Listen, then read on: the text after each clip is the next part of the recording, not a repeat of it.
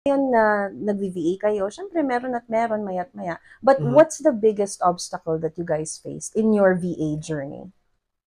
Sa ano na lang, ngayon, yung obstacle na lang talaga, yung ano, Puyat? puyat, yung back pain. Isa rin yung sa ano, yung health Matanda talaga. ka lang ata talaga eh. Didinig kami, hindi ako napa-oo eh. Sa health natin, bilang, syempre, laging puyat, di ba? Talagang umihina rin naman talaga.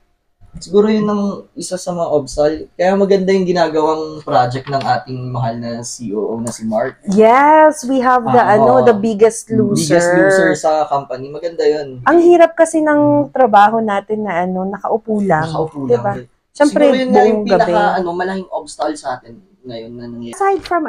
Aside from back pain and puyat, sa trabaho mismo, ano yung mga nagiging obstacle niyo doon? Yun yung mga slow season din. Bakit? Ano ba siya? Wala ka nang matrabaho, ganun? Hindi naman. Parang, imbis na ano. Pero yung parang nakakakaba kasi ang unti ng pinapagawa sa'yo. Ganun. Yung sa akin, parang ibalik yung call-out days ko na kaya kong mag-English. Kasi dati parang naging achievement ko rin yun. Araw-araw mo ginagawa eh. Hindi na gaano. Napasarap din sa admin. Sarap kasi mag-admin work sa totoo lang, guys. Sa